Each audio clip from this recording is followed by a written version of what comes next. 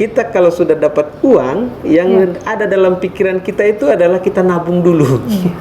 Nabung dulu, setelah itu baru kita sisanya baru pengeluaran.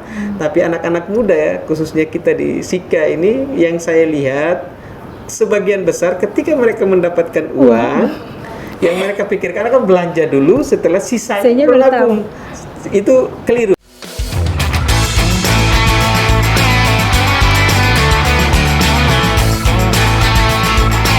Youth Voice Now, suarakan sekarang. Hai, selamat sore. Jumpa lagi bersama saya Herlin di Youth Voice Now, suarakan sekarang. Pada kesempatan ini kita akan membahas tentang literasi keuangan. Kita sudah ada tamu istimewa, yaitu Bapak Heri akan membahas tentang lebih mendalami tentang literasi keuangan. Sebelumnya saya minta Bapak untuk memperkenalkan diri. Oke, selamat sore. Assalamualaikum warahmatullahi wabarakatuh. Selamat sore untuk kita semua. Salam sejahtera, swastiastu, namo buddhaya, salam kebajikan. Teman-teman muda yang berada di khususnya di Kabupaten Sika, teman-teman muda yang ada di NTT, teman-teman muda yang ada di seluruh Indonesia, selamat sore, selamat berjumpa kembali bersama saya. Izin saya perkenalkan, saya Heriawan, nama lengkap saya Heriawan. Saya biasa dipanggil teman-teman kantor, teman-teman muda itu Pak Heri. Saya saat ini sebagai PIC Youth Development di Yayasan Flores Children Development atau disingkat FRIEND. Dan saat ini saya memegang proyek energi itu yang berkaitan dengan Youth Forum dan juga kesiapan kerja orang muda. Di kesiapan kerja orang muda itu kami juga sempat dan bukan sempat sih, kami juga mendalami dan juga memberikan ilmu-ilmu kepada orang-orang muda yang terkait dengan tema kita sore hari ini terkait dengan literasi keuangan. Mudah-mudahan ke depan atau pada kesempatan kita ini kita sebenarnya saling berbagi saja untuk terkait dengan literasi keuangan. Mungkin itu perkenalan singkat dari saya. Terima kasih, Kak. Ya. Oke, nanti saya asiknya lebih panggil Bapak, Kak, atau Om nih? Lebih pasnya. Kalau bagusnya lebih baik panggil Kakak saja. Oke, Kak Heri, siap. Jadi kita ini hari bahas tentang literasi keuangan. Literasi keuangan itu adalah kemampuan atau keterampilan dalam mengelola keuangan. Pasti teman-teman juga ingin tahu, penasaran apa sih literasi keuangan? Terus apa tujuannya sebenarnya literasi keuangan? Kalau kita berbicara tentang literasi keuangan itu sebenarnya bukan hal yang baru. Literasi keuangan itu sudah kita lakukan mungkin dari kita menginjakan bangku di sekolah, mulai dari sekolah dasar sampai bahkan orang tua kita sudah mengajarkan kita terkait dengan literasi keuangan. Hanya kitanya yang mungkin kurang sadar, tapi proses itu kita sudah jalani selama ini, yang saat ini memang kita sudah bisa dibilang kita sudah nikmati. Tapi pada sekarang-sekarangnya ini ada timbul yang namanya literasi. Literasi itu kan ada banyak macam, ada literasi keuangan, ada literasi digital, ada literasi baca dan lain-lain. Nah, kalau untuk literasi keuangan sendiri, untuk pengertiannya secara baku memang ada banyak hal sekali pengertiannya, ada dan juga pengertian dari beberapa ahli itu banyak sekali. Tapi saya di sini hanya menyampaikan bahwa literasi keuangan itu saya menyederhanakan saja supaya kita bagaimana lebih mudah memahami terkait dengan literasi keuangan. Karena saya yakin anak-anak muda kita di sini bagaimana kita ingin tahu tentang literasi keuangan. Jadi literasi keuangan itu sendiri bagaimana pengetahuan kita, kemampuan kita, baik itu individu ataupun kelompok ataupun masyarakat, yang terkait dengan bagaimana caranya supaya kita bagaimana cara kita mengelola sumber keuangan kita, mulai dari pendapatan, saving sampai dengan pengeluaran. Jadi kurang lebih kata kuncinya sebenarnya bagaimana kita mengelola kita punya keuangan. Nah, itu yang poinnya saja untuk terkait dengan literasi keuangan. Oke, berarti literasi keuangan itu dari mana kemampuan seseorang untuk mengelola keuangannya. Betul sekali. Terus tujuannya untuk mengelola keuangan itu untuk ke depannya ini toh atau? Ya, salah satunya itu. Kalau literasi keuangan itu salah satu tujuannya itu bagaimana kita bisa berdaya secara ekonomi sebenarnya. Terus kita bagaimana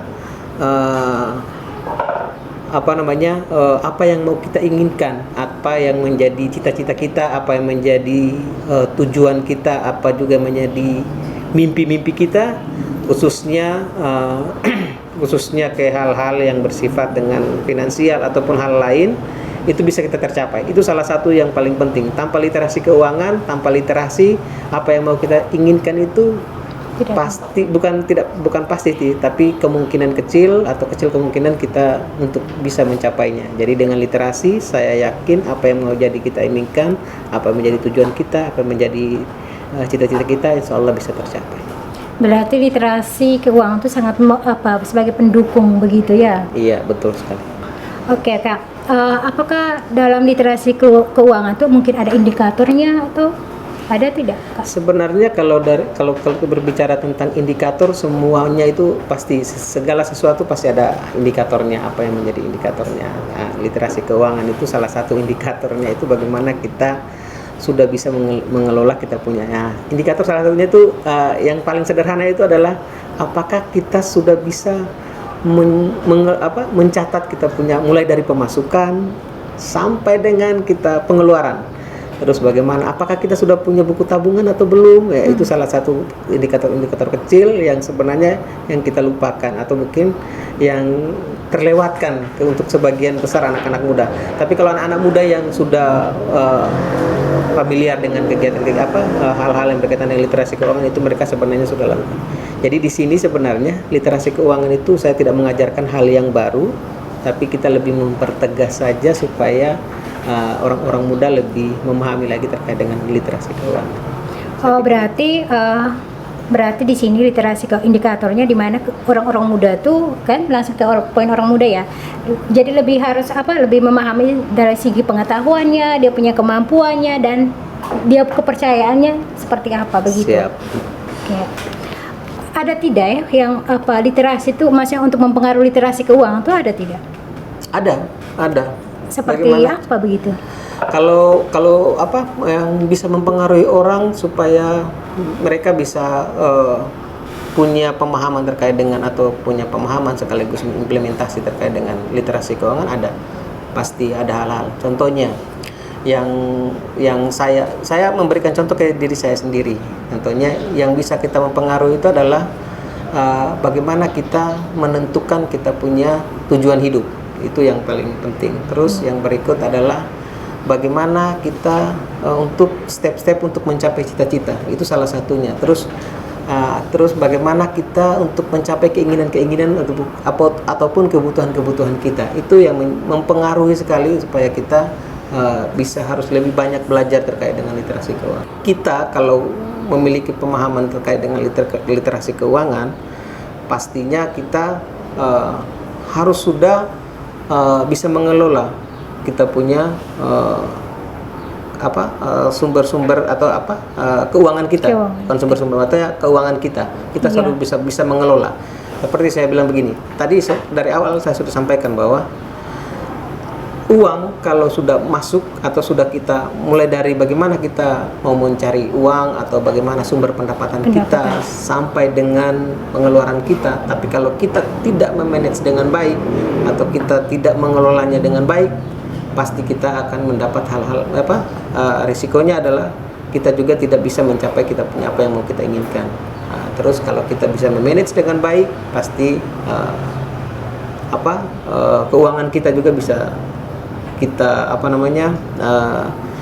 hal-hal yang mau kita inginkan itu pastinya bisa tercapai. Iya. Kalau yang mempengaruhi literasi keuangan itu yang pertama, faktor-faktor yang bisa mempengaruhi literasi keuangan kita itu yang pertama, kalau kita mau supaya kita bisa punya pemahaman terkait dengan literasi keuangan, kita harus memang punya kayak macam saya lupa apa istilahnya tuh, kayak macam ada beberapa hal yang memang kita. Yang pertama itu adalah kita untuk mempengaruhi atau kita bisa survive atau kita bisa bertahan hidup. Apalagi ke depan kita orang bilang seperti yang digembor-gemborkan atau yang sudah diwanti-wanti atau kita sering lihat di media-media itu ada Pak Presiden Jokowi sudah mewanti-wanti bahwa akan ada terjadi resesi, terus ada kesulitan ekonomi itu ya. mungkin dengan apa namanya yang sudah disampaikan pemerintah, kita memang harus sudah masuk ke situ. Jadi kita literasi keuangan salah satu itu salah satu yang bisa mempengaruhi kita. Terus kemudian adalah yang penting adalah hal-hal yang mau kita capai itu juga bisa mempengaruhi kita punya mempengaruhi kita untuk supaya kita bagaimana lebih belajar lagi terkait dengan literasi keuangan. Itu juga yang harus kita tanamkan mulai dari sejak dini, apalagi untuk anak-anak muda. Ya. Oke Kak, jadi ada pertanyaan lanjutan lagi dari saya. Kenapa sih orang muda itu harus belajar tentang literasi keuangan? Orang muda memang penting. Saya kira penting sekali untuk kita belajar literasi keuangan. Saya kasih contoh, saya punya diri sendiri. Mungkin ini saya waktu itu mulai dari mulai dari saya menginjakkan kaki di bangku kuliah, saya mungkin memang sudah mulai menerapkan literasi keuangan yang cukup, bukan tidak bisa dibilang bagus sih, tapi kalau menurut saya memang itu sudah literasi yang sederhana. Jadi kita menentukan kita belajar tentang literasi keuangan itu memang saya bilang memang hal-hal yang mau kita inginkan itu pasti tercapai. Itu yang poinnya seperti itu. Berarti literasi keuangan itu sangat menunjang sekali ya buat orang muda tuh. Jadi orang muda tuh harus semangat dalam mengelola keuangannya. Betul. Supaya apa yang dia inginkan itu bisa tercapai. Betul. Ya. Oke Kak. Terus ada pertanyaan lanjutan lagi. Apakah literasi keuangan itu dapat berpengaruh positif bagi perilaku investasi individu tersebut? Oh iya, pasti. Jadi dengan kita berliterasi dengan kita memahami atau literasi keuangan, dan juga kita bukan hanya memahami ya, tapi kita juga harus bisa terapkan. Bila perlu kita berbagi juga kepada orang lain. Itu pasti sangat mempengaruhi, khususnya di investasi. Saya kasih contoh begini. Kak, menabung saja. Menabung itu kalau saya kasih contoh, kalau kita mau menabung itu sebenarnya menurut saya kita tidak harus sudah satu buku tabungan. Kita minimal 2 atau 3 buku tabungan. Jadi kita bisa yang buku tabungan yang satu itu, atau kita memiliki tabungan yang satu itu, yang pertama untuk investasi. Contohnya kita berinvestasi, saya membuka buku tabungan ini untuk investasi, saya mau umroh besok lusa. Terus saya kepingin memiliki rumah, punya rumah. Saya juga menabung untuk investasi juga untuk Terus saya kepingin punya kendaraan. Jadi jadi kita juga menabung untuk kendaraan. Jadi sangat mempengaruhi sekali. Kalau kita tidak melakukan dengan hal itu, pasti yang mau kita inginkan tadi memang tidak akan tercapai. Jadi kalau kita berinvestasi, apalagi dengan hal-hal begitu, kita membagikan sumber pendapatan kita itu, kita berinvestasi atau itu kan menabung ke hal-hal yang lain, itu pasti kita akan lebih baik. Oke Kak. Terus ada tidak dampak positif dari literasi keuangan? Oh itu salah satunya tadi. Salah satu. Itu beberapa positif. Sebenarnya literasi keuangan tuh saya yakin memang tidak ada dampak negatifnya. Kalau dengan kita berliterasi kita memahami tentang literasi keuangan dan juga kita menjalankan dan kita bisa implementasikan, saya yakin semuanya positif. Kalau dampak negatifnya mungkin ada tapi sangat kecil, tapi menurut saya memang kayaknya tidak ada. Masa kita mengelola keuangan tapi ada dampak negatifnya, saya pikir tidak mungkin. Kalau seandainya orang yang ada dampak negatifnya, itu kan berarti dia masih sedikit keliru, bukan salah, tapi dia masih keliru bagaimana dia mengelola keuangannya. Terus apa yang perlu dilakukan dalam menerapkan literasi keuangan? Kalau literasi keuangan tuh, kalau pertanyaannya apa yang bisa dilakukan? Apa yang bisa dilakukan? Ini khususnya untuk anak-anak muda ya. Yang perlu dilakukan itu yang pertama adalah kita tuh harus kita harus menentukan sumber yang pertama itu adalah kita harus bisa tahu apa yang menjadi keinginan dan juga apa yang menjadi kebutuhan kita. Jadi kita harus bisa membedakan mana yang menjadi keinginan, mana yang menjadi kebutuhan. Kalau keinginan itu atau kebutuhan itu sendiri, kalau kebutuhan itu kan, kalau bahasa yang paling sederhananya itu, kalau kita tidak beli atau kita tidak beli atau tidak bisa ambil, berarti kita tidak bisa bertahan. Iya. Atau pokoknya haruslah, sifatnya harus. Tapi kalau keinginan kita tidak beli sekalipun, kita masih bisa bertahan atau masih bisa hidup. Tapi seiring berjalannya waktu, seiring berjalannya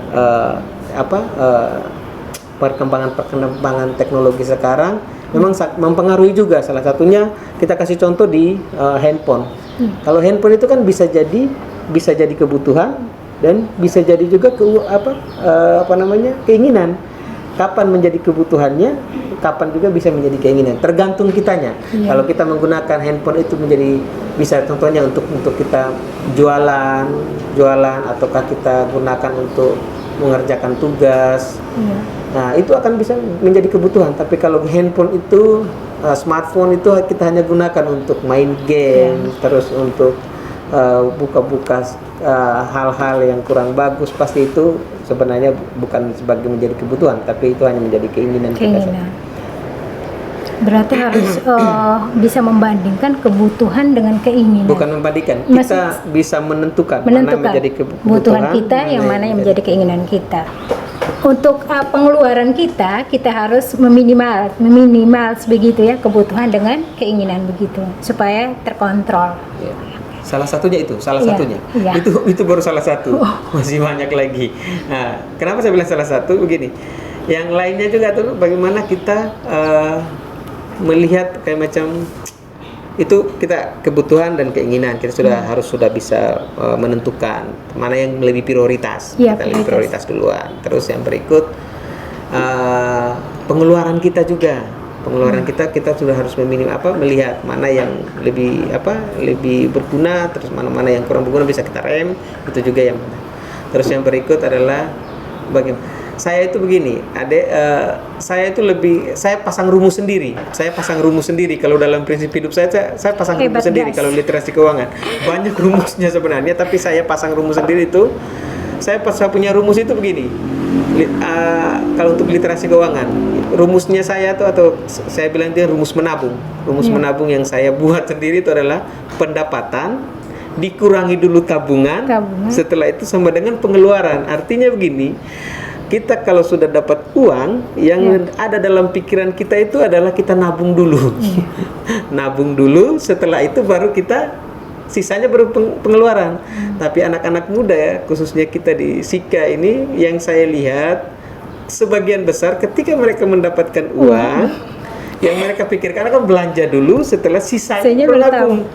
Itu keliru. Kalau menurut saya mungkin mulai dari sekarang, untuk mungkin pesan untuk anak-anak muda, kalau kita sudah ada pendapatan kita sisipkan, dikurangi dulu tabungan, setelah itu baru sisanya baru kita belanjakan. Nah, kalau dengan cara begitu, literasi keuangan kita itu sudah cukup bagus lah. Kalau menurut saya, ini menurut saya. Wow, kayaknya kita orang muda ini termotivasi deh dari Kak Heri. Pendapatan, menabung, baru pengeluaran. Terus bagaimana Kak kalau ketika orang muda lebih maksudnya untuk edukasinya, orang muda kan mereka biasanya seperti yang Kakak beritahu tadi, pendapatan langsung pengeluaran, nabungnya nanti. Itu bagaimana tuh supaya mereka ternyata kita tuh harus menabung dulu baru kita mengeluarkan. Jadi begini, salah satu yang beberapa hal yang mungkin akan kita, khususnya untuk anak-anak muda yang bisa kita terapkan supaya kita bisa menabung dengan baik tadi. Yang pertama itu kita harus menabung, itu kita menentukan kayak macam setiap tanggal berapa saya harus nabung, begitu. Kita harus tentukan kayak tanggal. Tentunya setiap tanggal 1 saya harus nabung. Berarti pakai istilah target begitu pakai target ya. Jadi setiap tanggal 1 saya wajib nabung. Setelah itu kita tentukan setiap tanggal 1 dan berapa budgetnya, berapa uangnya. Setiap tanggal berapa, dan ketetapan jumlah kayak macam kita begitu. Jadi kita setiap tanggal 1 saya harus nabung 10.000. Jadi itu yang harus kita. Terus yang berikut itulah, kita jangan anggap remeh kalau uang koin itu. Nah, kita juga kalau ada uang koin kita nabung, uang koin kita juga nabung. Nah, terus yang berikut juga kita menabung dengan tujuan tertentu. menabung dengan tujuan tertentu artinya saya nabung ini untuk ketika saya kuliah, saya sudah bisa minimal saya bisa membayar uang SPP atau kebayar uang kos atau yang paling kecil minimal saya bisa bayar uang pendaftaran kuliah saja lah begitu. Tapi kan tidak bukan hanya kalau pendaftaran kecil, minimal kita bisa bayar itu. Jadi menabung. Terus menabung untuk memenuhi kebutuhan kita yang lain. Jadi pakai ada motivasi begitu supaya kita memang harus. Jadi literasi keuangan sebenarnya itu gampang, tapi kalau kita tidak jalani itu terasa sulit. Tapi kalau kita jalani itu gampang saja karena memang dari dulu kita sudah diajarkan. Hanya karena kita tidak terbiasa, terus kita merasa bahwa sumber pendapatan bahkan jajan yang uang jajan yang orang tua kasih itu kita selalu saja merasa masih kurang. Kalau orang tua kasih kita uang 5.000, ya sudah simpan saja 3.000-nya, 2.000-nya jajan. Hanya kita tuh kayak macam untuk orang anak muda kita itu lebih kepada saya hanya dikasih 5.000, ya sudah 5.000-nya saya belanjakan semua. Sebenarnya tidak. Kalau dikasih orang jajan 5.000, ya sudah 3.000-nya atau 2.000 atau 1.000 saja juga cukup. Yang penting itu sisakan untuk nabung, yang lain baru kita belanjakan. Keren. Kayaknya ini nih termotivasi dari diri sendiri ya Kak Heri ini. Kayak berbagi pengalamannya. Saya orangnya hobi salah satu orang yang hobi menabung. Jadi tabungan saya itu bukan omong apa ya, tapi tabungan saya itu bukan hanya di satu tapi banyak. Memang saya hobi menabung dan menjadi kepuasan saya ketika saya melihat hasil tabungan saya. Dari kecil memang saya hobi menabung. Nah, itu yang menjadi motivasi saya juga, dan juga saya sudah lihat hasilnya. Jadi semakin saya lihat hasilnya, semakin bersemangat untuk saya menerapkan literasi keuangan. Aduh, berarti orang muda harus semangat dan punya komitmen seperti Kak Heri ya. Siap. Keren deh. Untuk bagaimana pesan atau yang bisa kita sampaikan ke teman-teman muda, itu mungkin pertanyaannya. Jadi begini, pesan saya untuk orang-orang muda yang pertama itu adalah untuk orang muda dulu yang sudah menjalankan literasi keuangan atau sudah mengimplementasi literasi keuangan, jalankan terus. Kalaupun belum lihat hasilnya, jalani terus. Pasti akan ada hasilnya. Itu sudah pasti. Tidak, pokoknya seperti yang orang bilang, para ahli bilang atau pepatah bilang, proses itu tidak akan mengkhianati hasil. Kalau teman-teman muda yang sudah menjalankan literasi keuangan, minimal literasi keuangan yang sederhana saja dulu. Contohnya kita bagaimana mengelola, mulai dari pendapatan, terus kita bagaimana sumber uang kita itu kita bisa kelola, terus sampai dengan pengeluaran. Nah, kalau lebih dalam lagi itu kan lebih contohnya dari pendapatan kita itu kita juga sudah bisa kita bisa harus lihat pendapatan kita ini dari sumber-sumber mana saja. Contohnya kalau yang sudah bekerja ada yang dari gaji, terus ada yang bisa kerja-kerja sambilan seperti jadi buruh kah, atau jadi tukang ojek kah, atau apapun itu, atau menjual produk kah, atau apapun itu kan sumber-sumber pendapatan. Usaha kecilan begitu yang mendapat. Nah, terus yang berikut adalah bagaimana cara kita untuk menabung, terus sampai dengan bagaimana kita pengeluarannya juga. Jadi untuk teman-teman yang sudah menjalankan literasi keuangan minimal yang sederhana, jalankan terus, itu pasti kalian akan nikmati hasilnya dan sangat memuaskan. Nah, ini untuk teman-teman yang belum sama sekali untuk menerapkan literasi keuangan dalam kehidupannya, pesan saya, jangan tunggu besok lagi, mulai sekarang. Teman-teman lihat banyak sekali referensi yang ada di internet, ataukah lebih banyak baca buku terkait dengan literasi keuangan. Lihat itu, baca, pahami, kemudian bisa implementasikan atau aplikasikan di dalam kehidupan sehari-hari. Saya yakin kalau teman-teman sudah melakukan itu, pasti ada perubahan yang berarti untuk diri kalian semua, terutama literasi keuangan. Saya pikir mungkin itu saja. Dan satu yang pesan saya tadi, mungkin ini yang terus saya kampanyekan untuk anak-anak muda adalah rumusnya cuma satu: ketika kita ada pendapatan, dikurangi dulu kita tabungan, setelah itu sisanya dibelanjakan. Saya kira itu beberapa pesan-pesan untuk orang muda. Mudah-mudahan bisa bermanfaat untuk ini bukan bermanfaat untuk teman-teman muda saja, kami yang kita juga bisa bermanfaat untuk diri sendiri dan juga orang lain lah. Oke, jadi orang muda, teman-teman, dimana kita harus untuk dengan literasi keuangan ini kita tahu bagaimana cara kita mengelola keuangan kita. Jadi seperti saya termotivasi dari Kak Heri, yang pertama pendapatan dikurang dengan menabung, setelah itu dengan pengeluaran. Oke, kalau gitu terima kasih Kak. Oke, siap. Terima Oke. kasih atas kesempatan yang teman-teman Ya. sudah kepercayaan kepada saya. Saya bukan menjadi fasilitator yang luar biasa, tapi minimal bisa memotivasi teman-teman muda untuk mulai berubah dari sekarang. Oke, terima kasih teman-teman orang muda. Jangan lupa like, comment, dan subscribe. Bersama saya Herlin, goodbye. Terima kasih. Voice Now, suarakan sekarang.